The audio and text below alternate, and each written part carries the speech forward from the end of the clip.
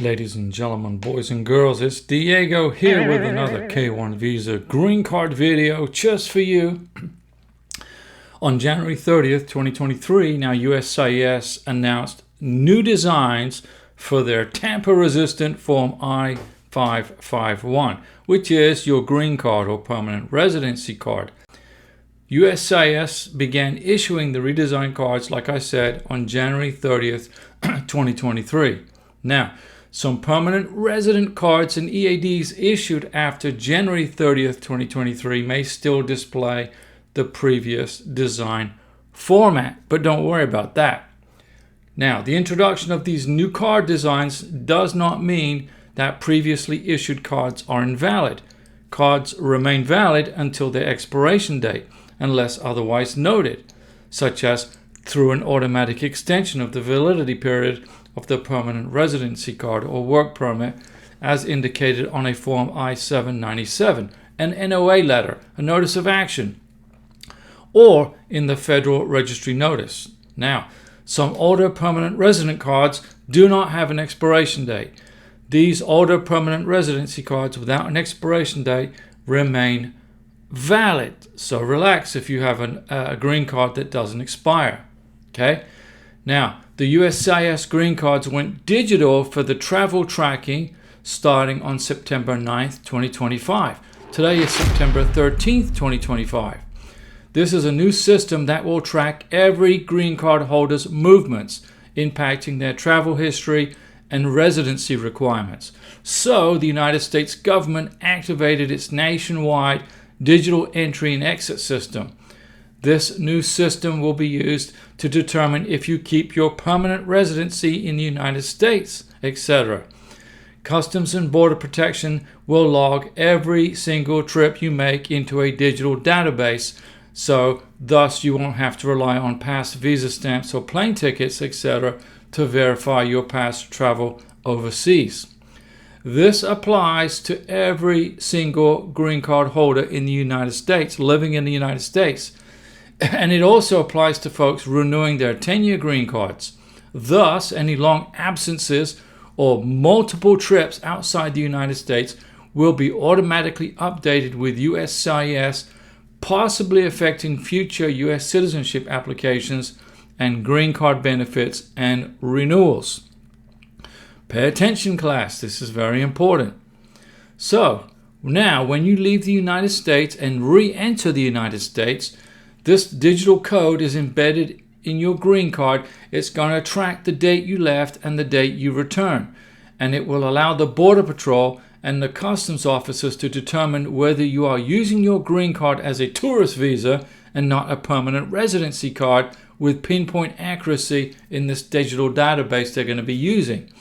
Your travel record is automatically shared with USCIS to track and record your travel movements. Ladies and gentlemen, this so is your if you must captain leave speaking. the United States for an extended period of time due to a family emergency, then provide evidence of your continued ties to the United States, plus proof of the family emergency if you want to retain your green card and don't lose it because immigration at re-entry decide you have abandoned your green card and only use it as a travel document.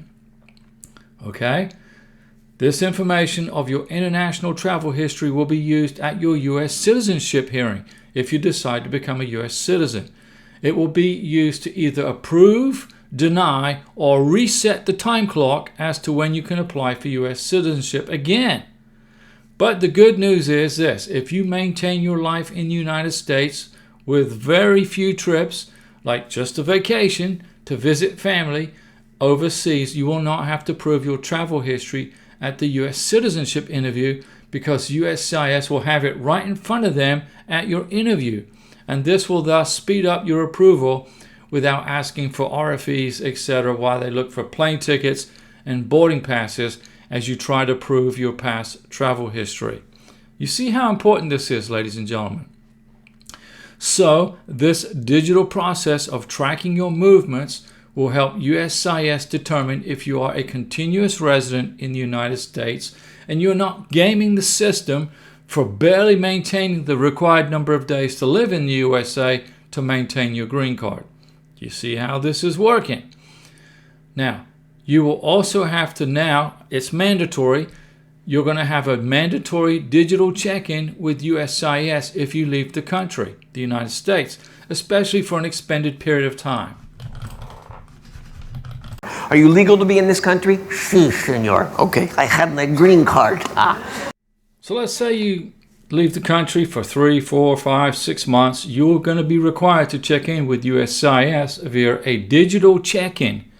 You will be required to confirm your intent to keep your U.S. residency. And you're also going to have to explain any long absences away from the U.S.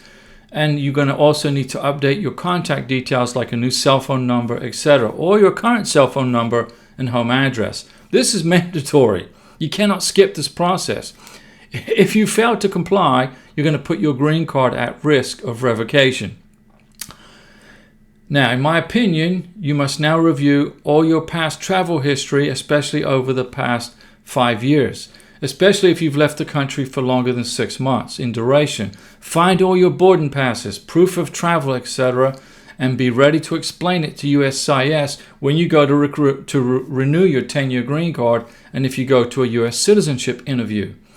Also, make sure you apply for a re-entry permit while you're in the United States if you know you're going to be traveling for more than 6 months overseas. Now, a re-entry permit doesn't guarantee re-entry to the US, but it definitely will help you when you return. Please carry with you proof of your ties to the United States, like your last tax returns, proof of residency, proof of employment, bank statements, power bill, water bill, gas bill, etc. Carry it with you. Your marriage certificate. USCIS will now require solid evidence of your permanent ties to the United States at every green card renewal and U.S. citizenship application. My advice to you is do not travel overseas until you become a U.S. citizen. This will ensure there are no issues at the U.S. citizenship interview or resets on your way to apply for U.S. citizenship. Okay? Or a denial. Don't risk your green card. Remember, when you leave America as a green card holder, it doesn't guarantee you will be permitted re-entry. So, solve this problem by not traveling internationally as a green card holder. Just focus on planning to become a U.S. citizen. This new digital re-entry system is the start of a new era in immigration adjudication. Very soon, USCIS will go totally paperless with only online applications for green card renewals, U.S. citizenship applications, where you're going to be needed to upload documents via mailing them.